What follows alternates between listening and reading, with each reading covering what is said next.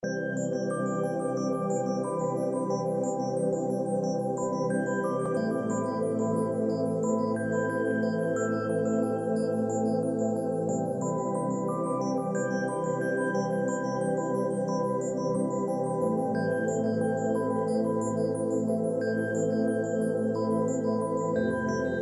me make a couple more announcements, then we're going to get into our topic for today. The topic is, who do you think that you are? There is a section in A Course in Miracles. It's the last chapter, chapter 31, section 5 is called Self-Concept versus Self. So that's what we're talking about. That's what I mean by who do you think you are. We have our own self-concept, and then there's the self that we really are, which is what the Course in Miracles is trying to help us to awaken to. Let me also add, for those who are watching, I have a Tuesday evening class as well. If you're interested in that, at the bottom of the screen, it will tell you how to find that. And I have one more class this year, and then we're going to start another class on January 7th of 2020. So, shall we? Okay.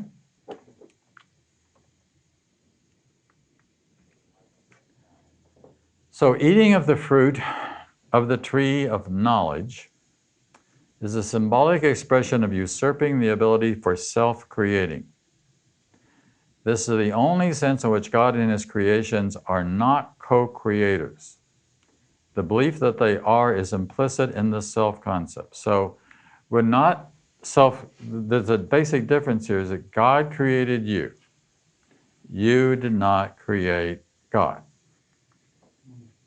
Right? So before the separation, you did not need guidance. We did not need guidance because you were there. It was automatic. There was no separation. And one of the ways that you might think of this would be kind of like animals and instinct, right? I mean, the instinct is just there to be who they are, to automatically take care of their babies, whatever. It's not something that you think about. So it's a kind of given thing. But this separation occurs. The separation is really the point at which somebody, or some bodies, etc., however you want to look at it, however X number of million years ago or whatever it is that we're talking about, has a thought. And the thought is, and it's an insane thought, that's the problem. The thought is that maybe it's possible to think a thought outside of the mind of God. It's not possible. It's not possible to think a thought outside of the mind of God, but that's the independence, that's the separation, that's the self-concept. But once I have this self-concept, then I begin to make up my own world, to think things about, now this is also lonely, because it is separated, because it's not a part of the wholeness of being, the mind being one with God. So this whole adventure that we're on is an adventure of trying to get back home again, an adventure of trying to remember who we really are in truth. And it's been a long, complicated journey that we're on, filled with religions and philosophies and opinions and atheism and nihilism and trying to work it out, and fundamentalism in religion, which means that we get to argue with each other, and that's always a problem. So why don't we know who we are now? So let's talk about basic developmental psychology. I know there's usually several psychologists in the room. Several of you took a course in developmental psychology somewhere along in college, right? So children developed a self-concept, which includes a list of attributes, attitudes, values, which we begin to see as defining us. According to developmental psychologists, between 18 and 30 months, we each begin to cultivate a concrete way of viewing ourselves with this or that kind of label. We begin to identify, right? For example, I just do, for example, I like broccoli, I don't like broccoli, okay? It's an opinion, right? By the way, I suggest, by the hint, the sooner we be giving broccoli, the sooner we will develop a taste for it. It's really true, right? I mean, if you don't like broccoli, I have a little granddaughter, Avery, and when I constantly sticking broccoli over her way, and she likes broccoli. I mean, she really likes it, but I think she'll eat anything you put in her hand that she can put in her mouth. So why not put broccoli in her hand instead of candy? Let her get a broccoli addiction going on, or a spinach addiction, or whatever it is, so that will continue to work exactly that way. All right. So, but that's what I mean. But that's an identification. We had a former president who, George H. Bush, who hated broccoli. I hate broccoli, right? All right. Well, if that's one of the way you want to identify who you are a broccoli hater. But you can think about it. There are people who don't like animals, or people who love animals. I mean, but that becomes all a part of the identifications of who we are in this life journey. So during adolescence, the self-concept develops very rapidly with a heightened sense of self-consciousness and a strong susceptibility, especially to peer influence. Sometimes I think I would not like to be reincarnated because I would not like to have to go through high school again. By that I simply mean, all that kind of difficulty of identifying who you were. Well, I wasn't really very good in sports. I did go out to sports, but I certainly never lettered in anything. And you understand now that. And there were the guys walking around with the sports that did letter, etc. That all of that kind of stuff. All the competition that seems to go on. So the Course says, you come without a self and make one as you go along. And by the time you reach maturity, you have perfected it to meet the world on equal terms at one with its demands. So now this is who you are. And that identification of who we are continues, especially as we go through the process of getting labels. I'm a college graduate. I have X degree, or let's go on to this one. I have this particular body. I'm from this particular place, and that's inevitable that we would do that. We identify. I'm a New Yorker. I'm from a farm. I'm a farm boy from Missouri. Whatever it is, right? With a particular family. I'm born at a particular time during a particular decade, so identify with that decade. So who am I if I don't have a particular occupation? I drive a particular kind of car. I live in a specific apartment or home. I have a particular mate. What happens if all these definitions are removed? So what if there is no world? Actually, in terms of A Course in Miracles, it says there's no world. Well, you could actually go down, we could start off with the fact that there's no New York. There's no Missouri. Somebody took a map and we drew lines around, and depending on longitudes and latitudes and rivers and mountains and stuff, and we put a label on there, maybe for the name of the group of people who lived in that area, once upon a time, and all of a sudden you're a Californian or whatever you are. That becomes a label, but then the labels begin to stick. But this has nothing to do with what the Course is saying.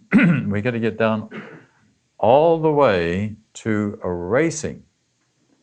If you want to find out who you are, you have to erase everything. You'll see more about this as we go. So these concepts, the concept of who we are learned. They're not natural. Miracles are natural, mystical experiences are natural, because that's who you are. It's natural that you would be identifying yourself as a child of God, understanding who you are in truth. Right? So concepts are given to us by the world, and we buy the world's definitions. We buy the world's concepts. For example, heritage-wise, you can say, I'm a Christian or I'm a Jew. And the truth is, there are no Jews or Christians in heaven. There are also no Buddhists or Hindus or Muslims or anything else. Those all but then we get stuck with the identification as being something that makes us special and or different. The Course is really trying to help us to see there is no differences among us, and the fact that we identify differences is a problem. The word sannyasin in Hinduism means transparent or clear, right? Someone who has relinquished attachments to the world. In order to find out who we are, what we're saying here is we got to erase all the identifications that we think that we are, get down to who we're not, right? So the self-concept, the concept of the self has always been the great preoccupation of the world. And everyone believes that he must find the answer to the riddle of himself. Who am I? This is, once I have my identification, then I can be who I am in the world. Salvation, therefore, can be seen as nothing more than the escape from concepts. We're going to get back down to zero.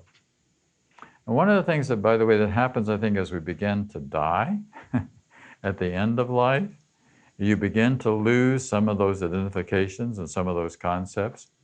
It happens to some people, for example, when you retire. Even at that point, there can kind of be this, I'm no longer the executive director. I'm no longer this, I can't identify with the occupation in quite the same way anymore. That no longer says who I am, right? I'm a retired lieutenant or something, but I'm no longer a lieutenant, right? I am free of prejudice and self. Let me go on to this. So the learning of the world is built upon the concept of the self, adjusted to the world's reality. It fits it well. It is an image that suits a world of shadows and illusions, the shadows of illusions we create. The building of the concept of self is what the learning of the world is for.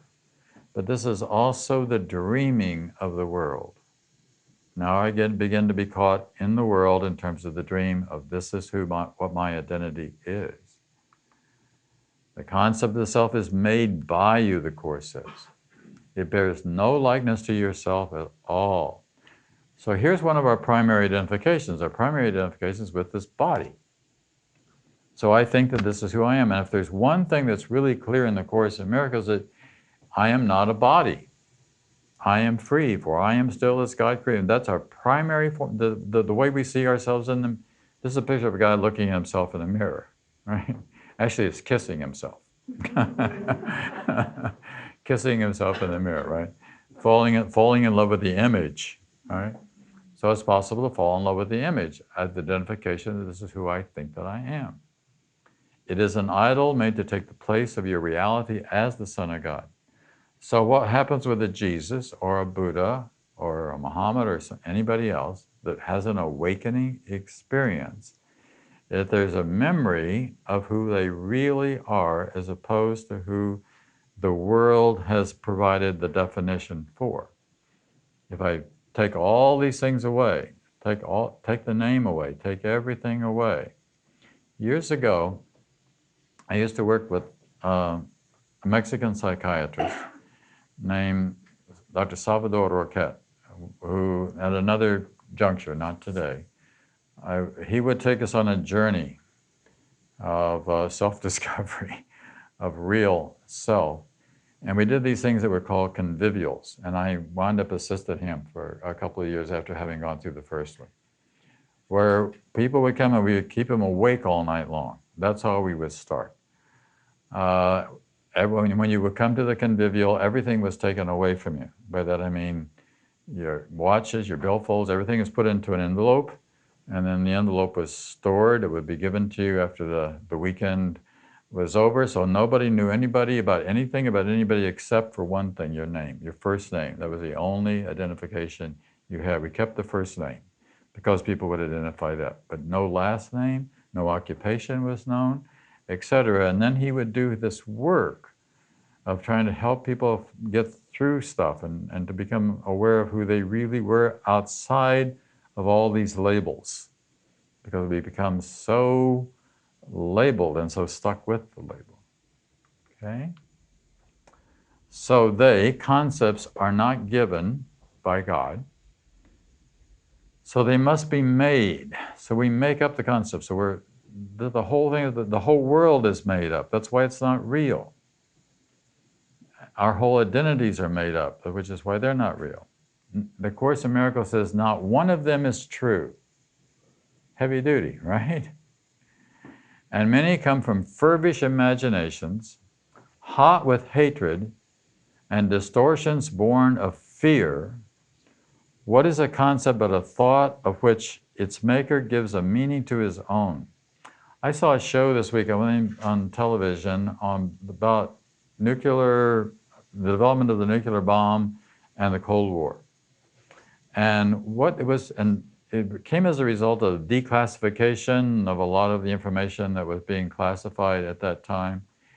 And what was really revealing about the show is it said, we were so frightened of the communists. We were so frightened of the Russians. So we thought that we had to go to all this humongous expense to create all of these bombs and ways to protect ourselves. And they were equally afraid of us. You know, they were doing exactly the same thing that we were doing. They were crazy as we were. You know, they were both building up all of these nuclear arms and armaments and spending millions and billions of dollars, afraid one of us was going to hit the other one and knock them out. And the truth of the matter is, no one wanted to let that sort of thing happen. We eventually come to the end of the Cold War. But in the meantime, it was fear, all this fear that was dominating. If we could just have gotten together and talked about these things and realized this is insane. The ego is insane. And it's because the ego is insane, the ego creates an insane world. And the Course says this is all because of the authority problem, which is the root of all evil. The issue of authority is really a question of authorship. When you have an authority problem, it's always because you believe you're the author of yourself and project your delusions onto others. This is the problem of the self-made man. We probably all heard about the self-made man who worshipped his creator, right? The self-concept is the tendency of the self to make an image of itself. Images are perceived unknowns. What would it be like if we didn't know, if we didn't have titles, if we didn't have these distinctions? That's one of the things that Salvador was trying to do in these convivials, where we would get to know each other without the titles, without the degrees, without all that stuff. Knowledge cannot deceive, but perception can. So this is a very important point in terms of the Course. All of our perceptions, I mean, it's not just our eyes, but everything that we do, that we take in the world, becomes inherently judgmental, and then that is the definition that we throw back upon to the world. So you cannot perceive yourself you can perceive yourself as self-creating, but you cannot do more than believe it. It's not true. So we create a false concept of what we think is who we are. You cannot make it true. Only within the context of an illusion can we create ourselves. And when you finally perceive correctly, you can only be glad that you cannot create ourselves. Be glad that you cannot create yourself. Because that's what we create is an illusion. So, I think one of the things we need to be thankful for death. I'm serious. I mean, be glad for the fact that the day is coming when we begin to unravel this concept of the self, so we can find out who we really are. Forget about all the labels. Forget about all these kinds of identifications that we've got. We are God created, not self-created. God created you, you did not create God. Although we can create an idea of God, the self-made individual is often arrogant. The self-realized individual is the Son of God. So what does Jesus do? Goes off and then we have the wilderness experience, the journey, wakes up, realizes who he really is. I think it's sort of interesting. At that time, the folks in Israel were very much looking for a Messiah, a Savior. But the question was, how would this Messiah show up? And for some people thought it would be a military leader, right? That somebody would revolt, that would counter the Romans. Well, that was kind of an insane idea because they had no capacity, no power to come up against the Romans, right? So Jesus goes deeper than that by realizing who he really is, who you really are. I really am. Every one of us has nothing to do with the dream character. We're all awakening from the dream, right? And that's why I say it's nice because as you die, you begin to let go of these images. I'd like to read this whole thing for you. It's 3 chapters. I'm not going to do it right now. I'm just going to read about a page about what happened, right? What happened was that I disappeared. And I remember, the question is, what is the I that remembers? That's the interesting part of it. I remember the experience very well because it was so dramatic. So let me just give you a little bit of the circumstances behind it. It did involve psychedelics, heavy duty. It involved 2 different kinds of psychedelics. First, there was, very briefly, I'll tell about this story in more detail at another point. We're in the jungles in Chiapas in southern Mexico, on like a little island in the jungles, in a hut. Salvador was a Mexican psychiatrist. He came upon this methodology of helping people to get all the way down to 0 from working with the Indians who had already been doing this as a part of their mental health treatment. He was a public health doctor. He would take medicine to the natives in Oaxaca and Chiapas and other places like that. They were so appreciative of what he did for them that they introduced him to their medicine, okay? Which was datura, that's heavy duty stuff. We won't talk about that right now. He realized that there were more smoother mechanisms for working with that. This included LSD and then ketamine. You know what ketamine is? Yeah. Okay, good.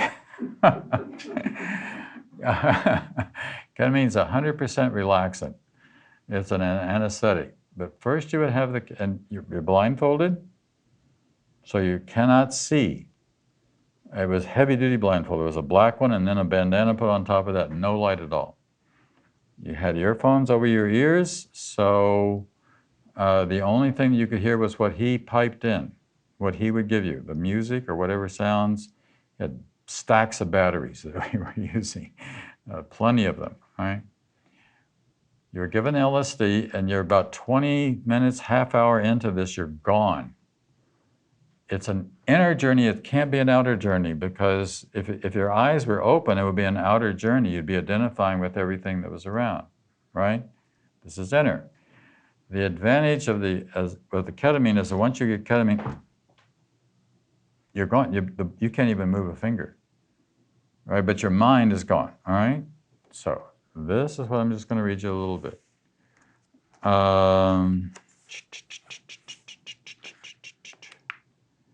And after this, we'll take our break. I wrote this in the present tense, as it kind of happened in the present tense, as it was supposed to talking to the past.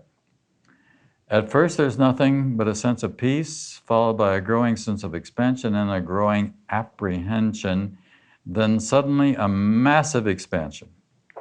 My arms come back over my head, my heels dig into the earth below me, my whole body arches itself upward, energy poured through my arms and legs as huge arching lights meet in the center, then pour back in a myriad of different colors. I experience what I can only describe as an orgasm in every cell.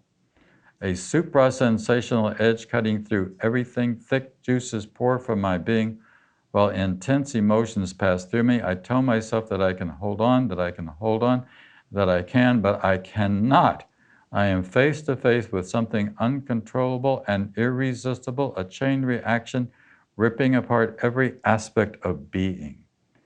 Any identity I might have is being ripped away. There is nothing I can do to hold on to any form of ordinary reality. The pain is intense, immense, and I'm completely insane. In one final arch with thousands of volts of energies running through me, I let go of the body completely. I simply cannot hold on any longer. I say, I'm dead. I'm quite dead. This acceptance comes not casually, but as a firm and clear fact. Salvador, beautiful Salvador, my savior, has made a horrible mistake. He accidentally killed one of his students. My body is now a lifeless piece of clay. I have no attachment to it. I am being pulled by immense energies, pivoted back and forth through a whip-like motion through a concave arch. Outwardly, I'm shot forward while inwardly pulled backward faster and faster like a logarithmic spiral, exponentially increasing speed with every step, becoming infinitely smaller as the universe opens to its maximum. Everything keeps expanding outward, then collapsing inwards. I am left with a kaleidoscopic vision in which I, whatever that is, am watching cells divide and I'm part of it. There is an inward turning, a point of condensation, then suddenly a burst, a shot forward, and a whole new world presents itself. The only term I can think of to describe this is matter, antimatter. Time collapses in a series of violent jerks. My life, my past are disappearing, dying, turning to dust for a moment. I remember Daddy, my life on the farm, and that oh so ordinary reality that seemed like a space of bliss. I felt the most incredible sense of a connection with the earth and that man, and then I suddenly experienced what I will call the severing of the genetic ego. The earth and every aspect of it flashed before me, are then burned into a tiny crisp and disappeared into a jig-jagging line that delineates a new universe. A web or grid now defines a new, very familiar universe. In fact, this is the most familiar thing there is. This is where we all are. This is home. This is where we all always have been. And a quote from the Course in Miracles. As you approach the beginning, you feel the fear of the destruction of your thought system upon you as if it were the fear of death. I'll read one more section and then we'll close. Again, I remember my ordinary identity and the brief statement I'd made in life.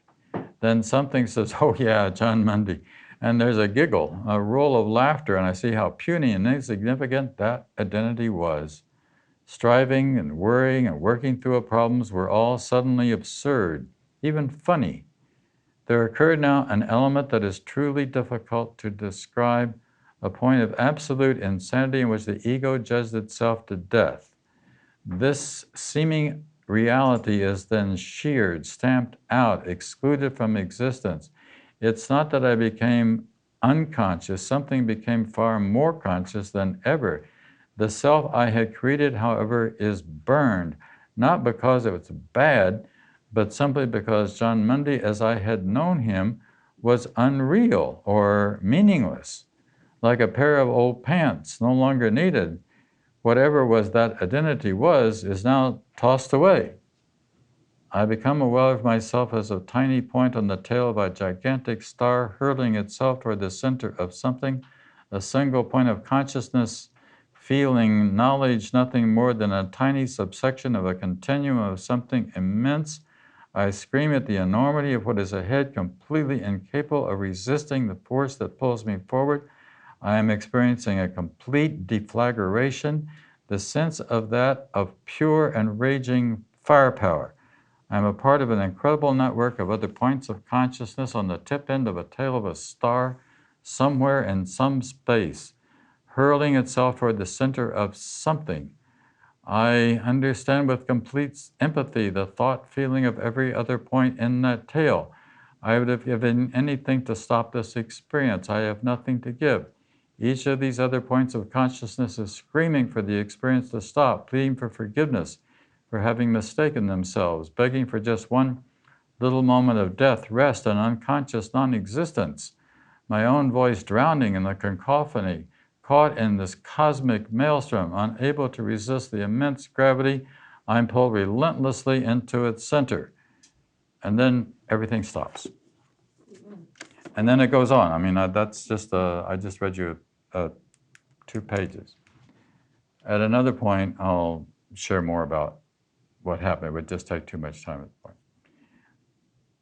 Wow. Right. But that, keep in mind, this was a very dramatic experience. Salvador made me write this down immediately afterwards. And in fact, he kept reviewing it with me, tell me more, describe it. And I kept writing and kept writing. Otherwise, I don't think I'd remembered it. It was like remembering a dream at night. So if you write down that dream as you're coming out of the dream, you've got more of a chance of being able to remember it later on. And actually, the more that I would recall it, the more it became clear. Anybody want to, at this point, I think we can see if there's any questions or observations. Right? It's really clear, huh? Well, you got to have a mic, and yeah. Thank you. I had a very similar experience because we worked together with Salvador Roquette. But what I just realized, thank you so much, is that when I died, I was reborn as a lead cathedral. And I just realized that that is the complete dissolution, the complete dissolving of the ego. Right. Thank you so much. You're welcome. And that's right. Hannah was also not there at that point, but at another time. Yeah. Went through the same experience herself as well. That is so fabulous because you can get, a moment ago when you were talking about instinct, like when we pray, we're talking to God. And when we have an instinct, God is talking to us. Very good. Right. So all I'm saying is that, but this awaits all of us. It doesn't have to be like this. I think it would be very, very peaceful experience. It can be a very gradual letting go. I think this often happens in hospice type situations, hopefully for people, where they do let go and they let go and they let go of all the kind of external until the big let go, which is the body itself, which is the primary form of identity that we have within the context of this world. Because at that point, you're no longer really a part of this world, right? I had a similar mini experience many years ago. I was 15, and I took mescaline with my friend who had a wall of silver foil. It was, and well, it's a long story. It's a very beautiful story, but it was winter, and the window was open, and with every breeze that came in, it came in colors, and it penetrated my pores. Yeah. And it was wonderful. And now I'm giving out colors. I just started to paint. I have prisms in my whole apartment, and that encouraged me to paint. But it's a mini one, not as severe. But what I think is what's happening in terms of the Course in Miracles is the Course in Miracles is leading through this process very gradually and very gently, and helping us to let go of all these kinds of identification. Like, for example, the basic purpose of the Course, as you know, is forgiveness. So that what we're forgiving, or just all that forgiveness is just, it's letting go. It's letting go of all these attachments that we have to things of the world, like that something is important. That I've been hurt, so I have to forgive it. So nothing happened, really. But your ego got hurt, but you're not an ego. That's the basic thing the Course in Miracles is saying, right? So Anyhow, this is the process I went through, and let's have Stavrov, and then we're going to take a break after Stavrov. So pass the mic back to Brad. Thank you, John. Yeah. I came late, but I really felt what you were talking about. And it reminds me, what was helpful to me is a quote by, might have been Thoreau, and the quote is, "A man's wealth is measured by what he can do without." Yes. And so, just like, when everything falls away, what's left? Yeah. And, when hitting bottom is something most people try and avoid. I know I did. But when it finally did happen, then you just know, like, oh my goodness, look where my attention has been all this time. Right. And so. And where it's been on externals, right? It's been on the outside world and the identifications with the outside world. But once there's no outside world to identify with, then who am I? Let's take a break. We'll come back and we'll go into more detail on this stuff. Okay.